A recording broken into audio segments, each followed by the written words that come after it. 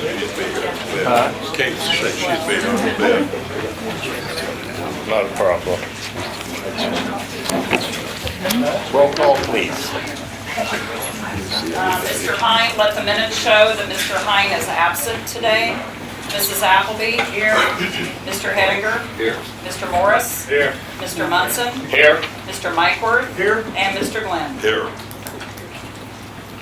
The purpose of our meeting today is for the Stanley Consultant Group to make their, I guess you would call it sort of a formal report to the board concerning their work with the siting, and I will ask our engineer, Jim Crane, to make the introductions, and I will turn it over to the Stanley Group. So most of you are aware we hired outside engineering professionals to help us through the course of the permit review. So after several companies we talked to, we ended up with Stanley Group was willing to help us out. So they're headquartered out of Muscatine, Iowa, and they've got offices all over the place. But our primary point of contact has been Matt out of the Denver office. So they've really, the last year, we've been working hand in hand with going through all the regulatory pieces with any kind of project, make sure everything's done and everything is studied correctly. So this time I'll introduce Matt, and then you can take it from there. Thanks, Jim. Yeah, my name's Matt Grillick with Stanley Consultants. And with me today is Laura Brandt. She's our environmental lead on the review process for this. I brought a presentation today, kind of talk a little bit about what we did for the county through this process, what we reviewed, and specifically how everything in the permit that we reviewed applies to the county ordinance. We like to start off, safety is very important to us at Stanley. We have a lot of people in the field every day doing work, so we tend to start off a lot of our presentations and meetings with a quick safety moment. Just wanted to touch on this time of year, especially sun's coming up early. Driving into the sunset, you can get a lot of glare on the windshield. Lots of things you can do to kind of reduce that. Number one, making sure you have some good sunglasses. Wash your windshield, replace it if it's pitted, that kind of thing.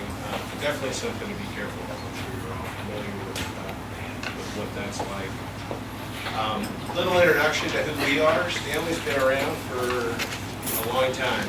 We started in 1913 in Muscatine, Iowa. We're still headquartered there. We're employee-owned, about 1,000 employees. We work in power and energy and infrastructure, and we've done a lot of work around the country and around the world.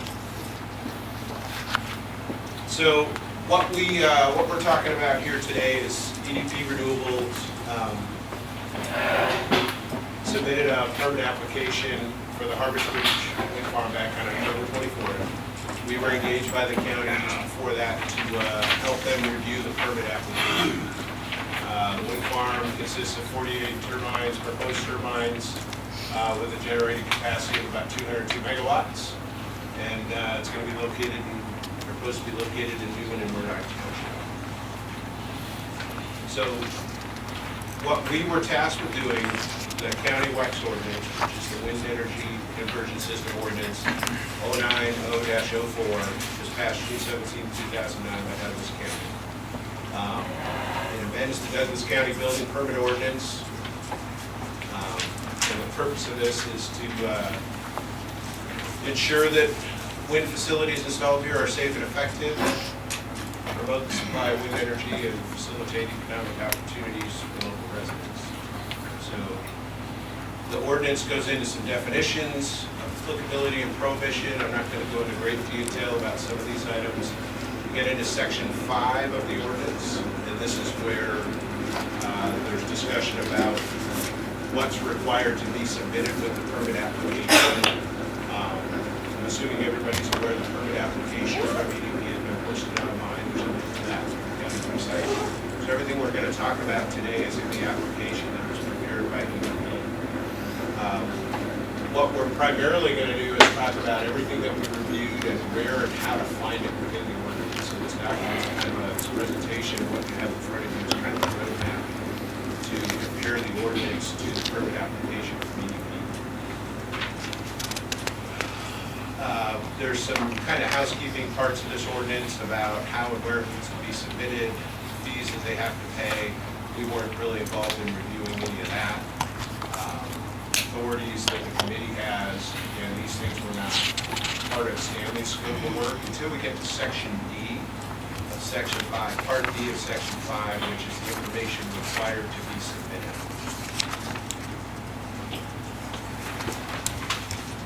First thing that the ordinance asks for is a project summary.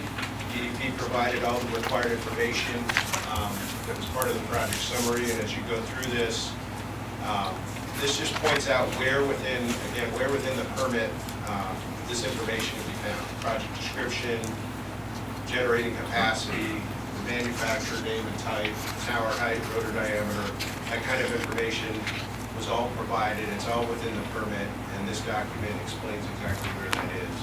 We will post this presentation to the website after this meeting so that other folks can find, if they're looking for, again, a roadmap of where to find within the permit application where this information is.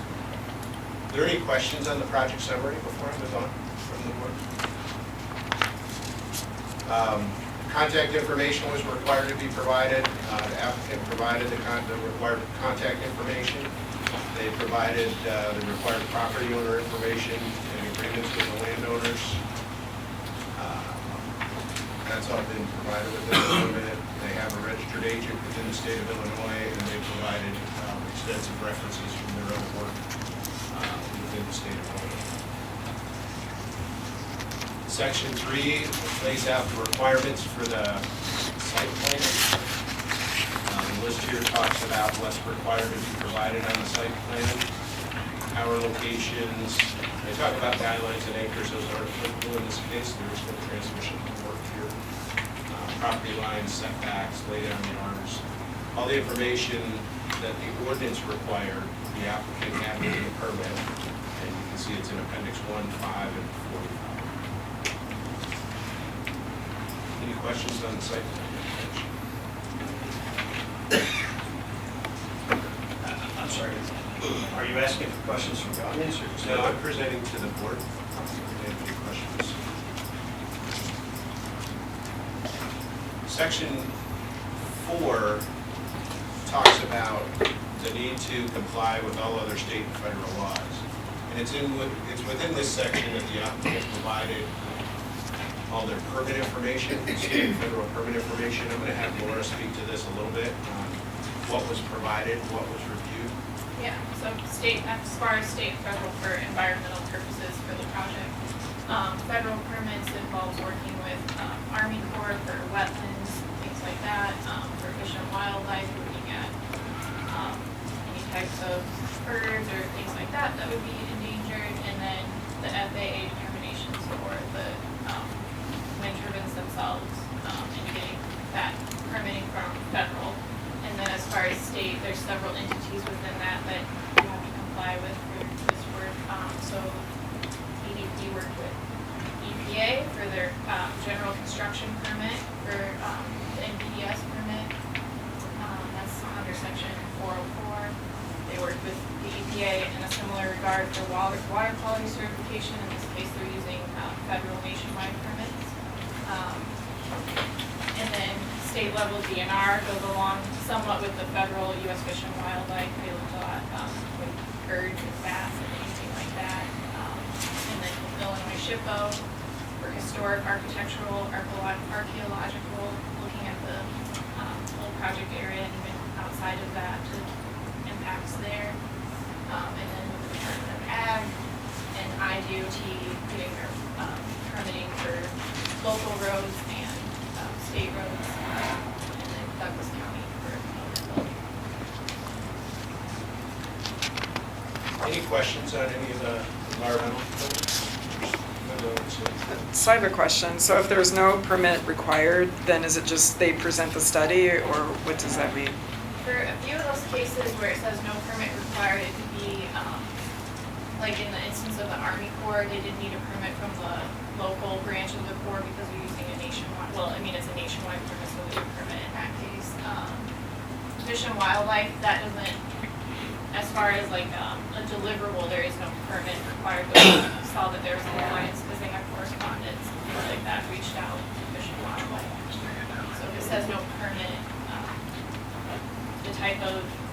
material that we would get to show that that happened, that they coordinated with that state or federal agency would be correspondence. And what does the coordination involve? Just presenting the study or? So in some cases, submitting the project site and what type of work will be done, and then they determine if there's any, sensitive receptors, sensitive areas that need to be studied further. Like for DNR and Fish and Wildlife, those are the two areas where I see no permit. Right. EDP reached out and they did a lot of studies. DNR, Fish and Wildlife had some recommendations on what could be done in the area, and there were a lot of studies done, carried out over the course of several months that completed requirement that they did reach out and they're in compliance with the recommendations, but they can't issue an actual permit, but we Okay. have letters. So there's been some oversight to make sure that there isn't a problem with endangered species being impacted then? Yeah, yes. Okay, thank you.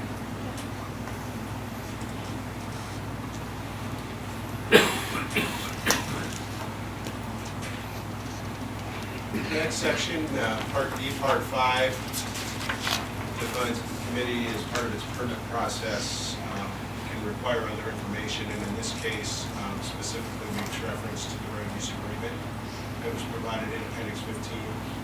We're not going to go into any detail on the road use agreement. That's a kind of a separate process with the county, but we've been involved in helping review that information as well. Part 6 defines the process for submitting. And also, there's no information submitted for us to review. It's more definitions within the ordinance. And then Part 8 requires the applicant to negotiate in good faith with landowners regarding the aerial application. The applicant reached out to several aerial applicators. Within the permit, they provided letters from applicators that responded and communication logs from the applicators that chose not to respond, and all that information is within Section 2.8 and also Appendix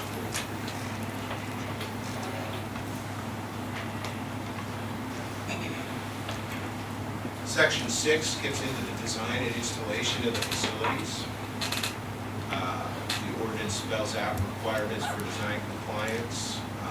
That was provided from the turbine vendor. Certification of the foundation and tower design was provided by licensed engineers within the state of Illinois. And then they also need to provide certification that all other structures comply with the applicable building codes. This is something that was agreed to be provided post-construction. The requirement on controls and brakes, and that certification was provided. So Appendix 20. The electrical components were required to be certified, and that information was also provided. And then there was a requirement on the color that was provided within the permit, and also a hard copy that was provided. Any questions on anything on that page?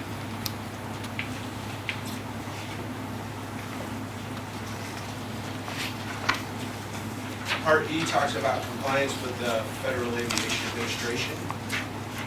The applicant provided their determination of no hazard permits from the FAA in Appendix 8, as well as the language specification that meets the FAA requirements. The ordinance has requirements for warning signs, and the applicant provided samples of what those warning signs would look like. Those are also located within the permit. There's a requirement that that the tower not be climbable, and there's certification from the tower vendor. Would you go back up to 6E? Yes. Can you describe the minimum requirements that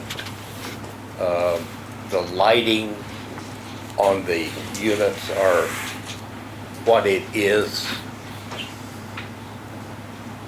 I don't have that information with me. The FAA has a requirement, has a standard that the lighting has to comply with, and the lighting that the applicant has chosen to use is certified to comply with that FAA requirement, but I can't tell you what the FAA requirement is. Only that they list a requirement standard, and the applicant has provided a lighting system that meets that standard. I could get that information. Is that for you. consistent across, is that a federal standard that is consistent from state to state, wherever? Yes, it talks about and I'll have to dig up the number for you. That's fine. Yeah, the FAA has a standard requirement for lighting, and then the vendors that provide this kind of lighting system to wind farms, they certify that their system meets that requirement. Oh. Hearsay information to me has been given that there seem to be, as you drive throughout wind farms that are in place, there seem to be some differing standards that are in place. Not all of them seem to have the blinking lights at night, the rapidity of the blinking, and such as that. That's why I'm wondering if there is some latitude within the FAA standards. I'll have to get the details on that for you. Okay, that's My fine. understanding is that has changed some over time. They've evolved as these projects has evolved, and the technology around what they use has evolved in terms of when they need to light. As I said, the current information that we checked against was, did the lighting that they proposed to use meet the current FAA standard? I'll get some more information and That's fine. on what that That's fine. requires. Thank you.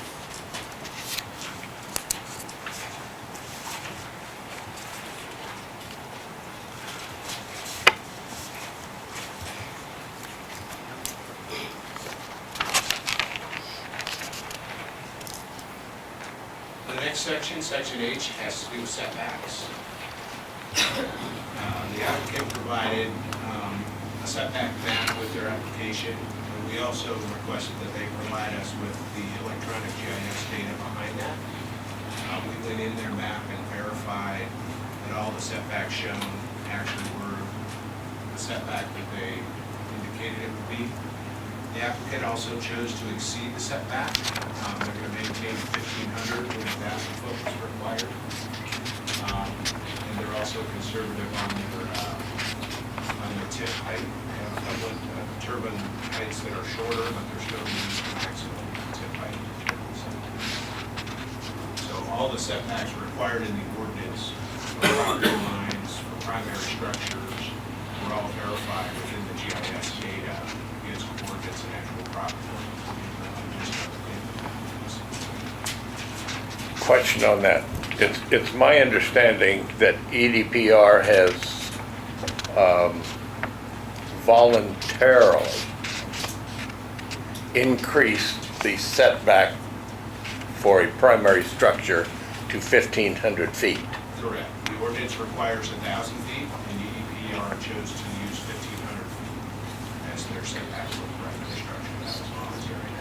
That exceeded the requirement of the ordinance. And I guess my question is, and maybe I should be going through our state's attorney here, but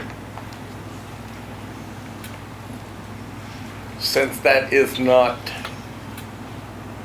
an agreement, or that is not part of what I'm trying to say, their offer to increase that primary setback to 1,500 feet is not part of our ordinance. So therefore, what security do we have that they are going to abide by that? So as part of the I think I understand what you're asking, Johnny. As the application process requires the applicant to provide the specific locations of their proposed turbines. And that's with the FAA information, with the site pack information, any changes to that. If they want to change those locations, they have to go back to the county and get approval for those changes, and they have to go back to the FAA to get approval for those changes. So they don't have the ability to, I think is what you're asking, they propose to put a turbine in this location that's 1,500 feet and arbitrarily gonna move it 450 feet, Right. still fall within the requirements of the ordinance. But they're not allowed to do that because they've made a change to the application, so that still would require review. It would delay them quite a bit if they did that. But they can't do that without first going to the county to get permission to do that. And then there's other parts of the application process that they would also have to get. Thank you. The FAA, several of the environmental permits. There's a big impact to them making changes. And I guess what I'm trying to say is they can't make changes without first getting permission. Okay.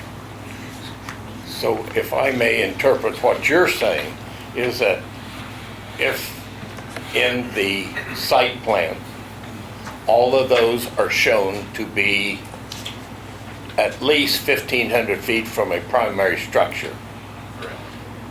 and the permit is approved, then it's going to be, it would have to come back to the board again to approve any changing in that siting. Correct.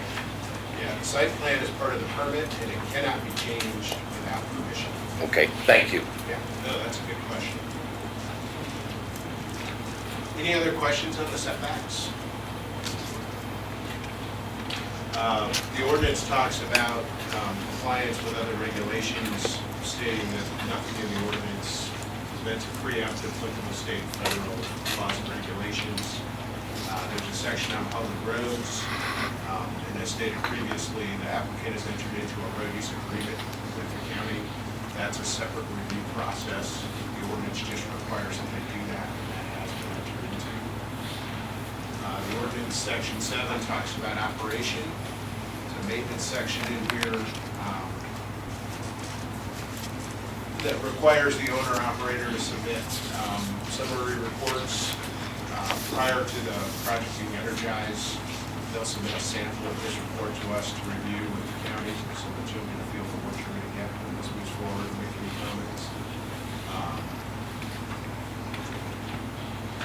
And also there's a requirement that if they want to make any changes to this after it's operational as part 2, that requires recertification also through the county. Part B, 7 Part B talks about interference. And there's a requirement that the applicant provide site plan information to microwave transmission providers, emergency service providers, and the applicant provided documentation that this was shared. They also did a study on the microwave transmission interference, and that was provided in appendix 41.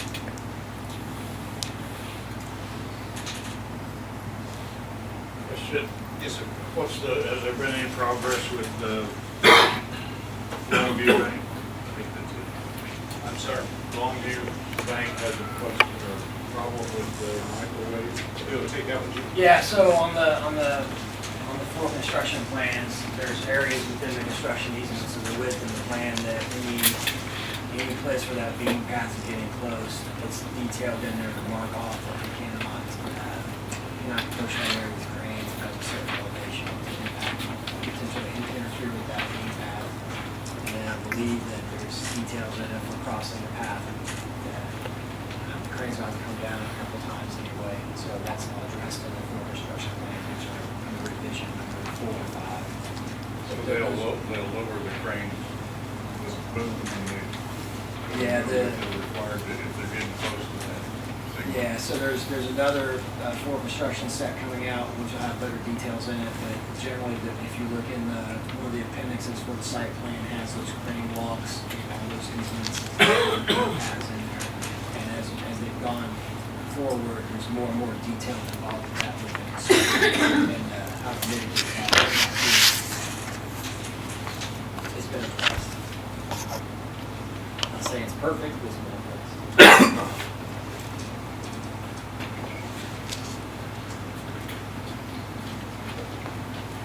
The ordinance required that the applicant coordinate with local fire department. That's been provided in appendix 27. Let's see. Some more information on complying with this. This section shall not alleviate the need to comply with other fire laws and regulations. Again, nothing for us to really review there. Just statements of law for them. There's a requirement, Part D, on materials handling, storage, and disposal. And the applicant did provide solid waste and hazardous waste materials plan both during construction and during operation. The ordinance has a requirement on noise levels. Would that be in compliance with the Illinois Pollution Control Board regulations? The applicant provided a study on this. It was reviewed, and then they've also agreed to do a post-construction sound assessment study. The details of that are laid out. Section 9. So, yeah, and this is similar to the environmental section 84, when we talked about working with DNR, Fish and Wildlife Service. So the following appendices listed shows different reports and correspondence that we were talking about, Kate, working with those different state and federal. Section 10 is a statement about participation with the board. Nothing to review the process there.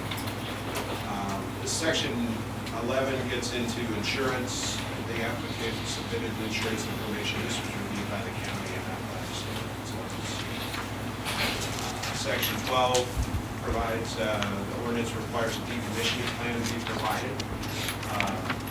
Lots of information there on what's required within the decommissioning plan, triggering events, provisions for removal of above ground and below ground, restoration, cost estimates, financial insurance documents, procedures for accessing financial insurance documents. The applicant did provide all this information within their decommissioning plan, and that's located in Appendix 37.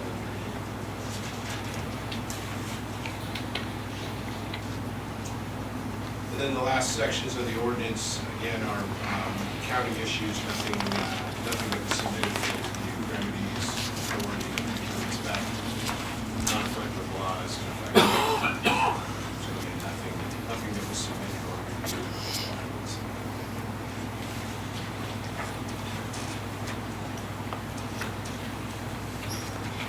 So a lot of information was submitted. We had a team of 6 or 8 folks reviewing this information that was submitted over various times.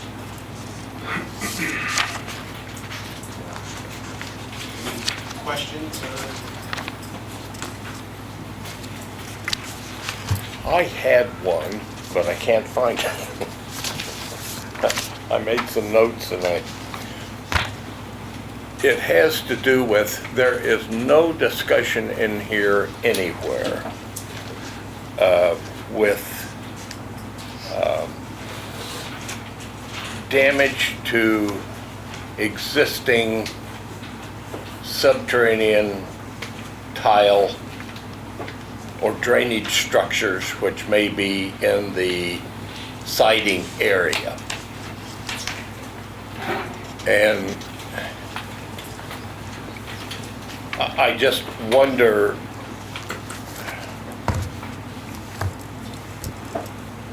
that's probably a shortcoming that I see that we probably should, going forward, need to address.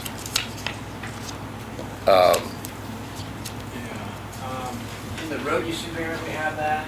Yeah. And I do know that, but that's only concentrating on what's within the right of way. But I do believe that there's tile contractors that are gonna be hired to fix those within the construction easements, and that would be in the construction easements and easements with the participating landowners as far as those requirements to repair. So that's, it's outside the right of way, so that's outside the highway department purview, but I do know that there's tiling contractors have been employed to do that fix. Okay. Well, I guess I'm going to be in agreement with you that if this is on a landowner's property, then actually that discussion belongs between him and the lease, as part of the lease agreement with EDPR.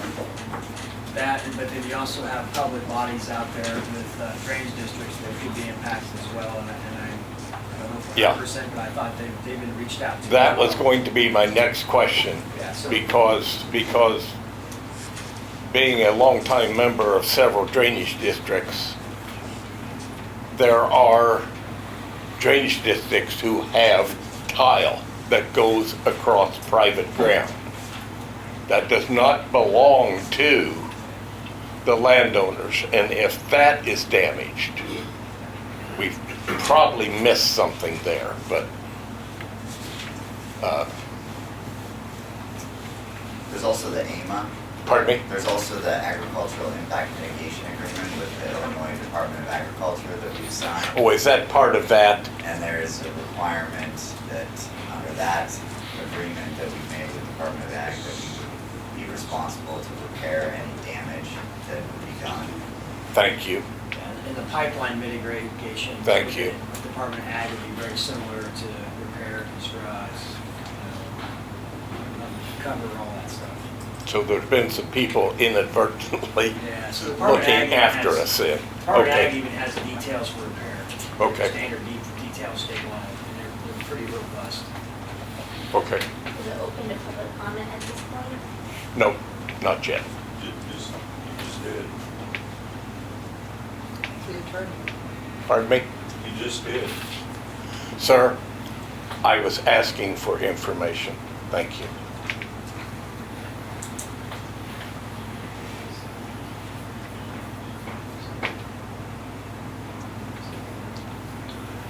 Is there any other questions from the board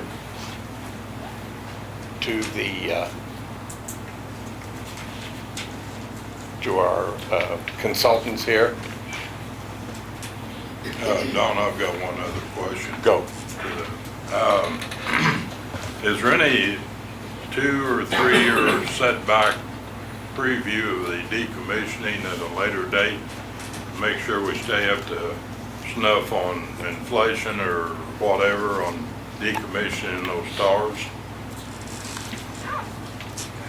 The decommissioning plan doesn't have a provision to increase the amount of the financial assurance that's tied to that. And I've not seen that before in a decommissioning plan. It's not typically provided.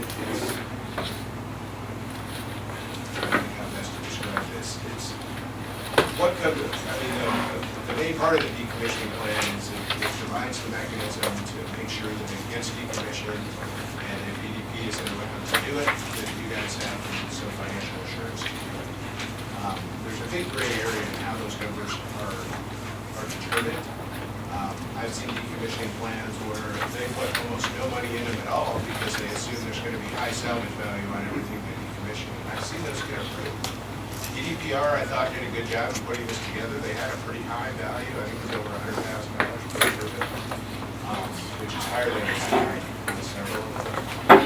But there is no mechanism for inflation. The thought is that's included. They included an inflation mechanism when they're doing it. There's the information that's, again, kind of gray on the salvage value of what they're going to use. But I mean, I've seen that debated, I've seen it accepted, I've seen it higher, I've seen it lower. I mean, it's kind of all over the board. In our review, they complied with the requirement that they knew what was asked for in the ordinance.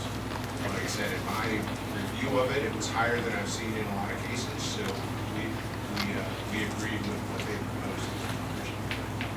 Okay, thank you.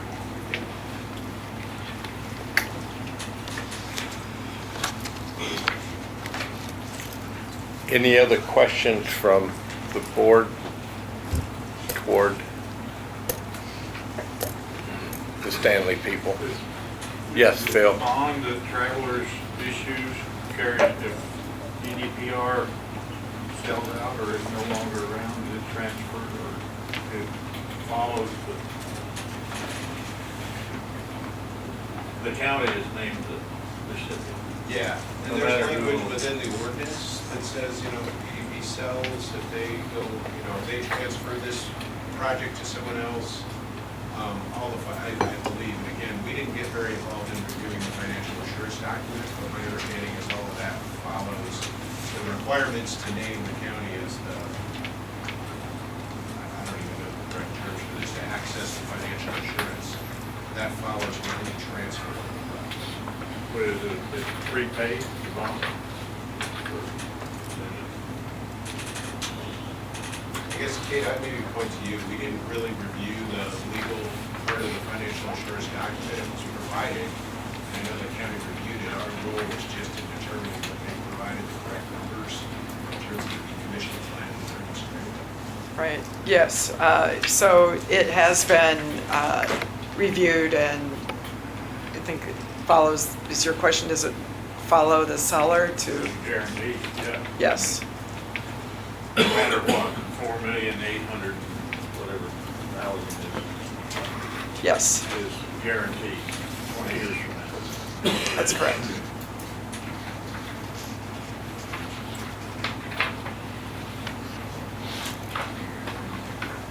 Any other questions?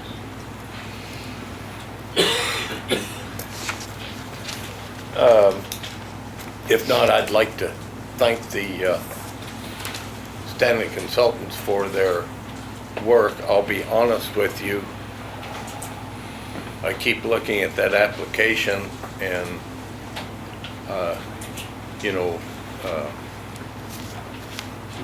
that's why we hired you, because we needed help to go through that. I guess my question to you, how many of these application processes have you been in on reviewing previously? Oh, probably half a dozen on my part. Our team is involved. I've been involved in hundreds of wind farm projects, either from the utility side, the developer side, or the utility side. And permit review, all or part, about a half dozen. Okay. Okay. And as I understand, our commitment with you is through also, if the permit is granted, through the construction stage also. Yes. Okay, good. Yes, we'll be involved. We've been working with Jim Crane. We'll be involved to support inspection of the road improvements with our transportation group.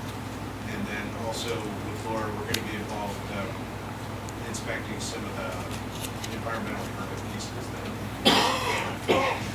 Okay. Okay.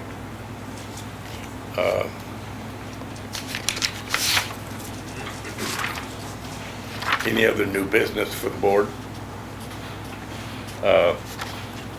Questions from the press? I just want to verify, you said this will be posted online.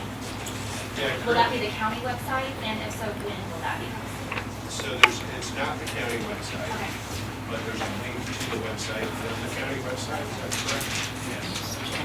And the permit application has been on the county Yeah. website. And I'm gonna post this presentation. It'll probably take me a couple hours. That's perfect, thank you. Okay. Questions from any of the visitors? Yes. Yes, sir. Good morning. My name's Rick Porter. I'm an attorney that represents several people in the room, and I have a variety of questions. The first one is, isn't it true that the bond has an explicit limitation of only $35,000 per landowner?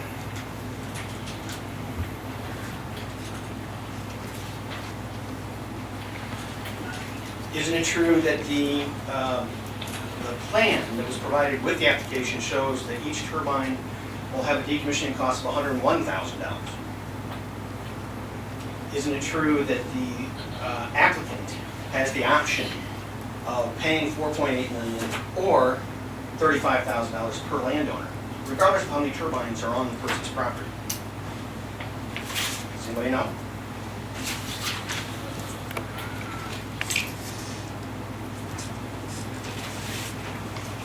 Mr. Porter, I'm not, again, we didn't review the specifics of the legal language within the bond. Stanley's role was to review the decommissioning plan, meet the requirements for the items that I bulleted there, and the value of the decommissioning, the 101 that you mentioned. Those were all things that we verified. With regards to the specifics of 101 versus the 35, I can't speak to. The bond is in the application, it has an explicit reference that it's limited to $35,000. Isn't it true that the sound study actually showed hundreds of exceedances of the 41 decibel limits at people's property lines?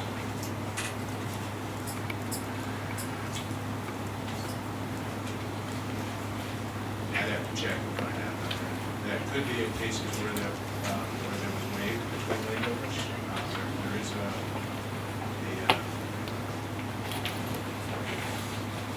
there is language within the lease agreements that allows the landowner to waive the setback requirements on the property line. Are you aware that there are numerous exceedances of 41 decibel pollution control board limits at my client's properties who have not executed one?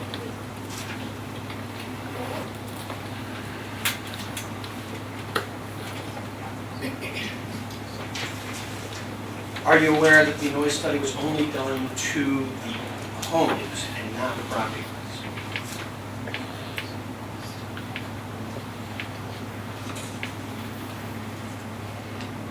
If you don't respond, I assume that means you don't know. I don't mean to do that.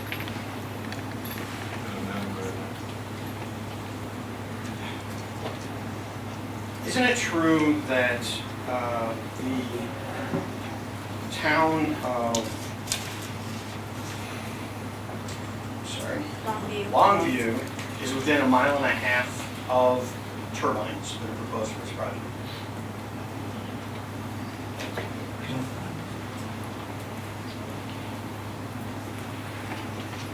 Did anybody look to see if the town of Longview was within 1.5 miles of turbines regarding this project?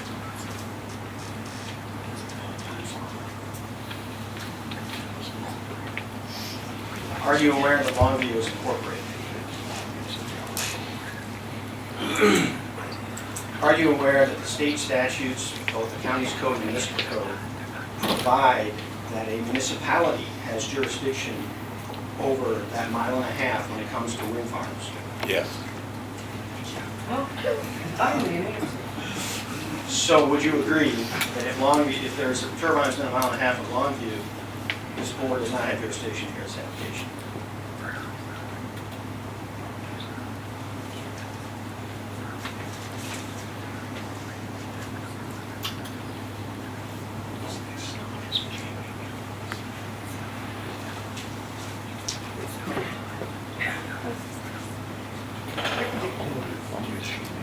Further west.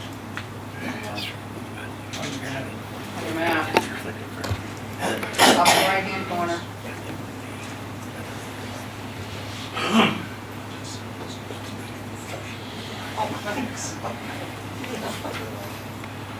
Upper right-hand corner where you're getting that camera. Mr. Chairman, would you like someone to point that out to him? The map didn't go any further west. If I-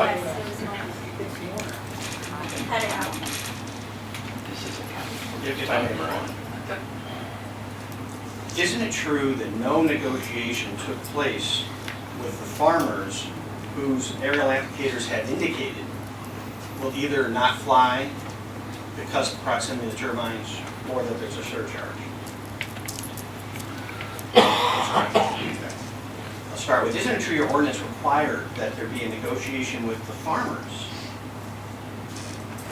if their aerial applicators have indicated that there's going to be a problem flying in their area or a surcharge? I mean, you can read the ordinance, requirement that, Well, that was your job. no, I know, and I addressed that. I'm gonna read the specific language because I don't think he's quoted it. I think it has to be adjacent farmers.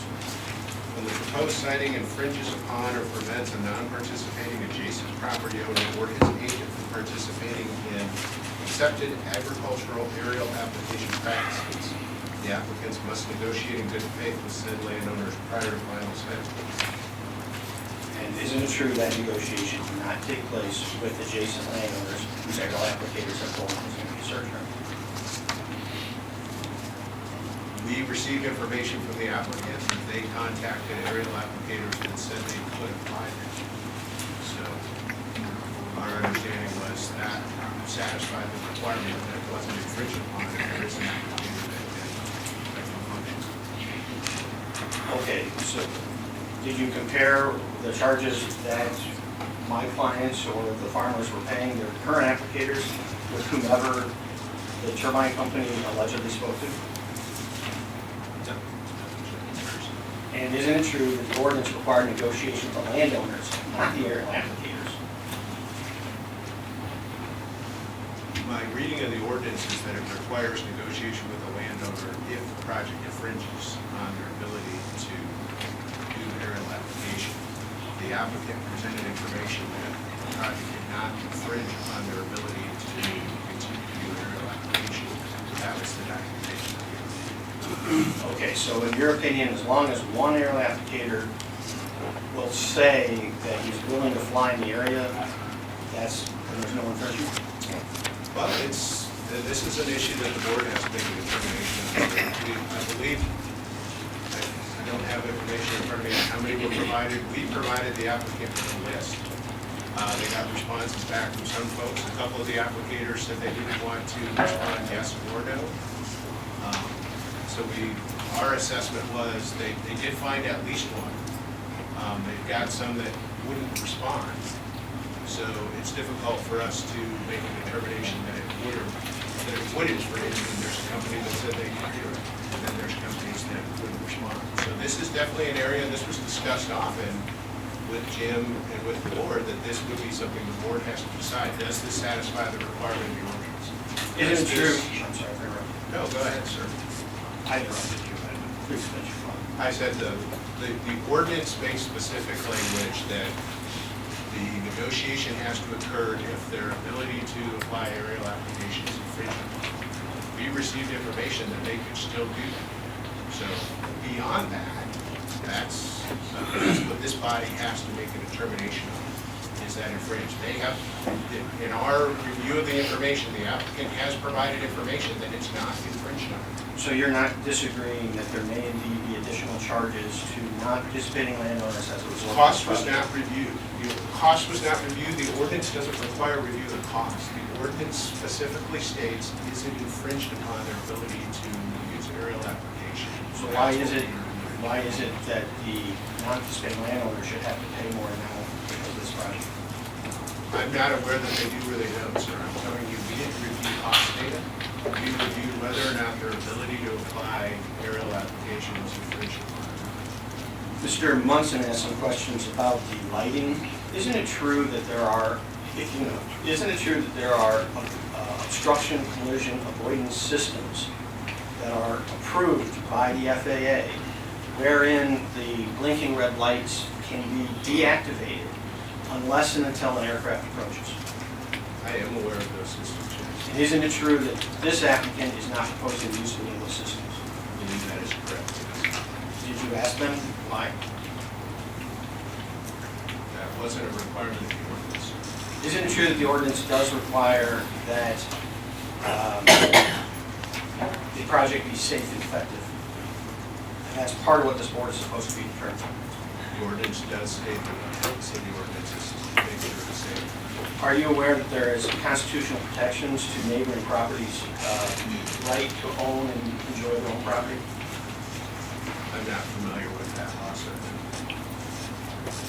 You are aware that the OCAS, that's the short term of the obstruction collision avoidance systems, have been approved by the FAA? Correct? I believe I answered your previous question. I'm sorry, I didn't remember. Are you aware that Vestas, the very manufacturer of whatever turbines they're proposing, is actually a manufacturer of those systems? I'm not aware of By the way, you said that the locations had to be identified in the site plan. Isn't it true that the site plan actually does not identify the definitive locations for turbines? Rather, it proposes several alternatives. It doesn't say which alternatives are going to be used and which ones are going to be removed. that. The site plan lists turbine locations and approved alternatives, yes. But we don't know if they use an alternative, which turbines are going to be not used, then, right? Well, all the locations are approved. If the application is approved, all the locations on the site plan are approved. and the applicant has indicated their intent to construct 48, and they've identified more than 48 sites should a situation arise in the field when they're working. Okay, so as we sit here today, we don't know exactly where the turbines are going to be located because we don't know which alternatives they're going to select, correct? I'm not sure I understand the question. Well, we don't have a definitive site plan yet because they've given a bunch of alternative locations. We have a definitive site plan, as I said. They've identified every site where they could build, and they've indicated they're going to build 48, so every site is identified. But we don't know which sites are going to be selected, correct? I'm still not sure I understand your question. Which sites are going to be the 48 selected? The 48 are the sites on the site plan, and unless there's a problem with one of those sites in the field, those are the 48 sites. They would go to, my understanding is they would go to an alternate site if there's a problem with one of those. And that's why, in the application process, those sites also get reviewed and approved for environmental, FAA, setbacks, everything else, because those could be built on just as the other ones could be. Only 48 will be constructed. And they'll be constructed at the sites indicated unless there's a problem. Okay, the application provides absolute discretion to the applicant to select the 48 sites. It does not require that there be some finding of the problem. Isn't that correct? Okay, again, I'm not sure I understand your question. We are approving the sites, I say we, I apologize. The permit application is for the sites on the site plan and to build 48. They've requested permission to approve all the sites listed on it, yes. So they can build at any of the sites that are approved. And it's within their discretion. How many sites have been approved? 56? I don't have the exact count in front of me. And they can build on any of those that are being approved, whatever that number may be. Is that right?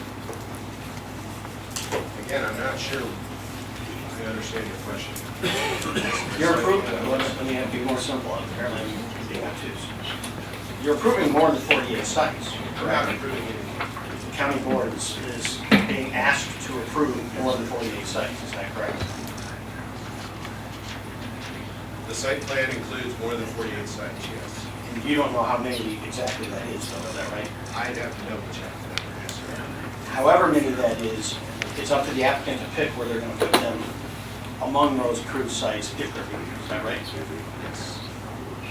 Isn't it also true that the applicant has referenced two different turbines, and you don't know exactly which turbines are going to go where? Isn't that correct? I believe so, yes. Isn't it correct that in order to do a noise study, you have to know the location of the turbines and the size of the turbines and the noise outputs of the turbines in order to do an effective noise model? We'll say in the noise study, all turbine locations were used, those proposed, those alternative locations that you're talking about. And in the noise study, there was a conservative number used. They used the larger of the two proposed turbine sizes to do the study. Actually, they use the smaller of the proposed turbines, which they said was loud, is that correct? Correct, they used the more conservative output for what you perceive. Which happen to be the smaller turbine, not the larger ones, isn't that? But all of these questions, sir, I believe is what drove us to require, that's not part of the ordinance, a post-construction sound assessment to make sure they are in compliance with the Illinois. I'm thrilled you brought that up. Isn't it true that in order to show compliance of the Illinois Pollution Control Board regulations, there's actually two things that have to occur. You have to have a model regarding the maximum decibel outputs. You also have to consider whether or not there's going to be general noise pollution. And in this application, there was no study of whether or not there was going to be general noise pollution. Isn't that right? You're asking if general noise pollution was included in the study that they provided, or if it's going to be included in the post-construction review? I'm asking if your ordinance requires that there be a showing of compliance with Illinois Pollution Control Board regulations before this board votes and approves the application. Isn't that correct? We said yes. And And isn't it true that they did no background studies, right? Isn't it true the application does not have any background study presently of the site before turbines are built?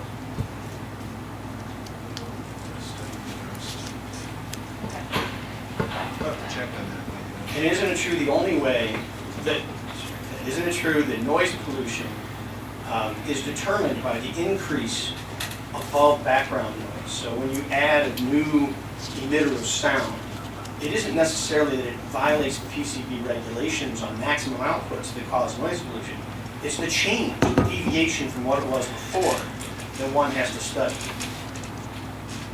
Again, I can't speak to that.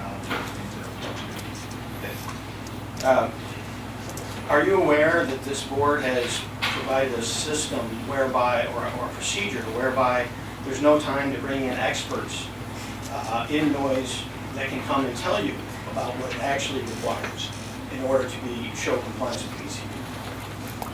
Not sure I understand your question. Are you aware that there's been limitations imposed on the public comment tomorrow of 3 minutes for witnesses to testify? I'm aware of the rules for the hearing, yes. And do you believe that's reasonable for someone to bring in a noise engineer and have him discuss the noise study that's contained in this in a matter of 3 minutes?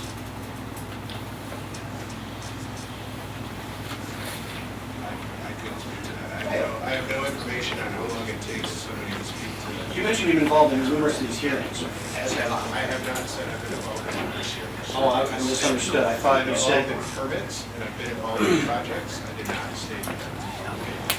So have you ever seen a wind turbine facility county board permit process where witnesses were limited to 3 minutes?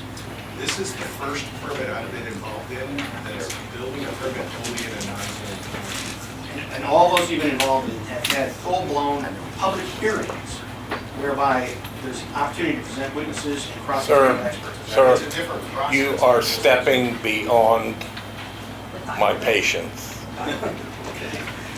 I apologize for that. Isn't it true that this application does not have any analysis of the impacts of shadow flicker on the nearby homes? That is correct. There's no requirement within the ordinance or within the state law. We did investigate to see if there was any state or federal requirement for shadow flicker. And there is no state or federal requirement or other guidelines. There is no law requiring shadow flicker analysis. You mentioned you've been involved with a bunch of other of these. I'll bet this is the only one that doesn't have any shadow flicker analysis. Am I correct? I don't have that information. Isn't it true that with the size of these turbines, which are some of the largest in the world, there will be, in the setbacks of only 1,500 feet from a primary structure, that those structures, people will be subjected to hundreds of hours of shadow flicker per year? Sir, I'm going to have to limit you. You've made your point. Well, it's been different points, but We will, are you telling me I can no longer ask any questions? pardon me? Are you directing me to sit down and telling me not to ask any more questions? Did I say that? I'm just asking what you said you want to limit me. I will say what I have to say right now. I'm just telling you, you're pushing me. You can read our agenda. You can read how we've always run our meeting. I've given you a lot of latitude, but please Two more questions. I'm done with this. keep them very short and do not badger our consultants, please, like you have been. Can you answer the last question? Isn't it true that the homes of the neighboring properties will be subject to hundreds of hours of shadow flicker per year? I don't have that information. And how can you get that information? Again, that wasn't in our purview to review, so. You have You seen, have that information? you have seen other shadow flicker studies, is that correct? Yes. So they can be done, and they do predict the amount of shadow flicker that nearby homes will be subjected to, is that right? You're right. Final question. Isn't it true that IDNR actually found that there are indeed endangered and threatened species, particularly bats, that will be impacted by this project? But IPNR found that there are endangered and threatened species in the area, and they provided recommendations to the applicant on what can be done to protect them for their safety and for things like that. And the recommendations were adhered to as part of the application and permit submittal. There were operational requirements that would make it operate, not operate. The applicant provided information on how they would comply with those recommendations. Isn't it true that this board is only voting on whether or not to issue a building permit? Is that correct? My understanding, this is a flat plan, right? I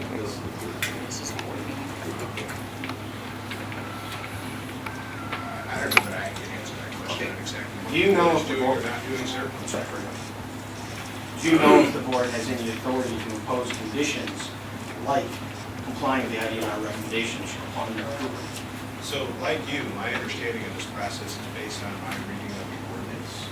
My understanding is this ordinance is an amendment to the building permit within Douglas County. As I've stated, this is the first time I've worked in unzoned county, and the only process available is a building permit and the amendment to the building permit. So we reviewed that ordinance, we did a lot of research on that because we are more familiar with the zoning process than an unzoned county. So in reading all of that, yes, this is an amendment. It's my understanding this ordinance is an amendment to the building permit. And everything required in the ordinance is a requirement on the applicant in order for them to obtain a building permit. Did that answer your question?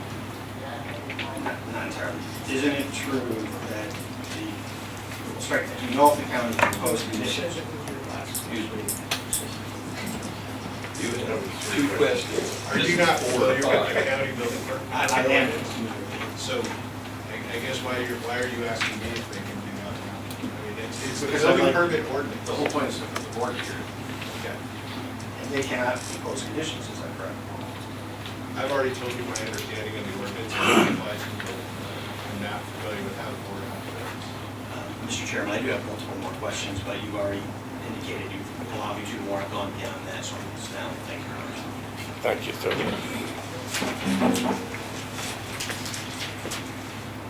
Yes. Yeah, I might be able to enlighten you a little bit on the drainage. I farm near Camargo, and the Rex pipeline went through in, I believe, 2008. I started farming that ground. My family's farmed it forever, but I started farming in 1980 after I graduated from college. And when they came through, they totally wrecked the drainage on 4 of my farms along that property. It happened for 5 years. I was having ponds where I'd never had them before, and we had Cobra lines come in and try to remedy the situation. So what they had to do was lay a tile line north and a tile line south of the pipeline and hook all our other tiles into that to try to eliminate where they messed up. In the process of doing that, they found where this team that had come in and fixed the tiles, they literally took plastic tile and made it an S. I didn't know you could bend tile that much. And they hooked a 12-inch into a 14-inch. And the 14-inch was a drainage district tile, and it was here, and they hooked the 12-inch about like that. So our drainage capacity had been completely eliminated. So my landlord in that particular farm spent over $40,000 trying to remedy the problem. I had a team out about a week ago digging up because I still have drainage problems, even though that was remedied. I'm still seeing effects of that from when they went through in 2008. I was able to prove for my other farms not affected by wrecks how much in those given years it affected my yields. And I did get a fairly substantial settlement for me and my landlord from them because they admitted that it was their problem. But what I'm saying is, we never would have found that if we wouldn't have been spending our own money trying to fix a problem that we didn't have until they came through there. And it's a problem that, and I still have a problem we haven't found yet. So it's an ongoing thing. Because of that, me and my sisters put a grid in our farm trying to eliminate some of the problems. My aunt put one, a partial grid, and another landlord had to also put more tiling in, trying to get back to where we were before they went through there. Thank you. Thank you. I'll have one other speaker, please. Yes, ma'am? Thank you, Mr. Munson. I have several things I'd like to say. First of all, I have a question about the decommissioning. We're all taxpayers here. We've already paid for these subsidies that a foreign company owns, coming back in here to obliterate Newman and Murdoch townships. I'd like to know, is the county board going to guarantee that we as taxpayers are not going to have to fund this decommissioning that's going to happen, whether it's 5 years, 10 years, 20 years down the road, because $100,000 is not going to get it. Probably to decommission a large turbine that's almost 600 feet tall is going to be $400,000. I do not want to pay for that. I've already paid these subsidies. So please take that in consideration. Who is going to pay that money? $100,000 isn't it. After all, I haven't heard anyone say how large the base is for a 600-foot turbine. How many yards of concrete is going to go into this good Illinois soil? And only 5 feet or whatever is going to be taken off when they're decommissioned? Those are serious questions that we all need to have some answers to. As owners of farmland and real estate values, plus our health, safety, and welfare, which Mr. Porter has brought up a lot of great conversation about shadow flicker and noise.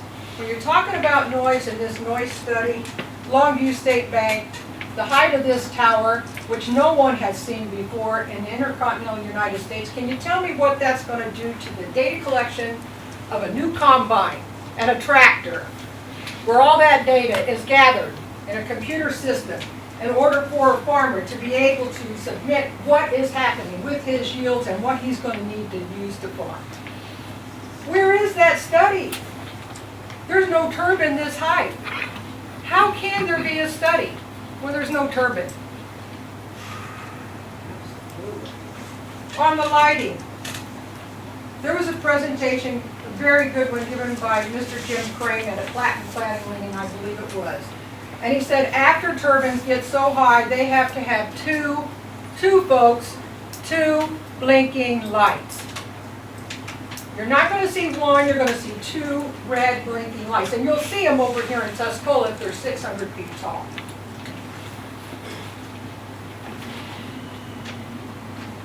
Has anybody looked into that? As far as the setbacks are concerned, EDP is not being generous. It's the factory manufacturer, GE or Vista, that gives the footage of 1,500, I thought it was 1,565 feet from the foundation of a home.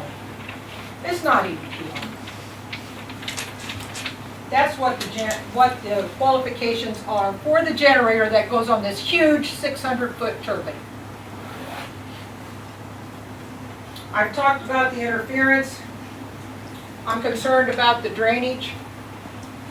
What about the landowner adjacent to the farm where all these big cranes are going to go in? This pile of yards and yards, I'm not sure. How many? 1,100 yards, 1,500 yards of concrete at a base for a 600-foot turbine? I don't know, because nobody has answered that question. It was interesting to find out that the application was October 24th of 2018. When I had a conversation with Jim Mikeworth before the Platten Planning meeting on June 30th, 2018, it was a Wednesday. And my concern was the health, safety, welfare setbacks in the ordinance of 09, which is too old. This is 2019, and we're dealing with an ordinance that's 10 years old. He said at least 3 times to me in this conversation that it's pretty much a done deal. The application was October 24th. This is June 30th. I said, Mr. Mikeworth, are you listening to what I have to say? Oh, Ma'am, yes. will you please not make personal references to people? This is our county board meeting, Mr. Munson. I have to let the people know what's happening. I will ask you again, please do not make personal references to people, Why? either in the audience or to board members, please. All right, I will further say that I had contacted, he had a good point, he said, why don't you send this on to the other board members?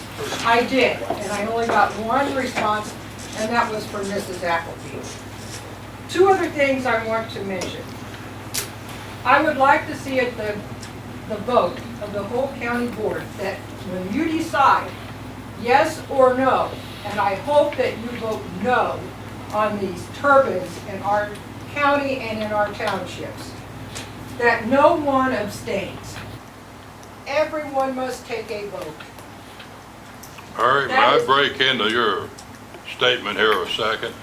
You want me to stick my rear end up on a flagpole for conflict of interest then? You have this job to represent the people in your township, Kate? Mr. Glenn. And we have voted for zoning, and the majority voted in Newman and Murdoch No, the Township majority for that. didn't. The majority of the people there that night did. They knew That's well how about election it. is determined. That's how election happens. The last thing I have to say, on the county website, it says at the top, put out by the board, privileged to serve us. Privileged to serve us is what it says on the county website. I want to remind you, this is a foreign company, EDPR of Portugal, and they could sell this out within a year. China owns 23% of it and wants to buy more. The data's out there. Please, take all of this into consideration, because honestly, I know some of you. I don't know what's happened to our county board that represents the citizens and taxpayers in this Douglas County. Represent us, not a foreign company, please. Thank you.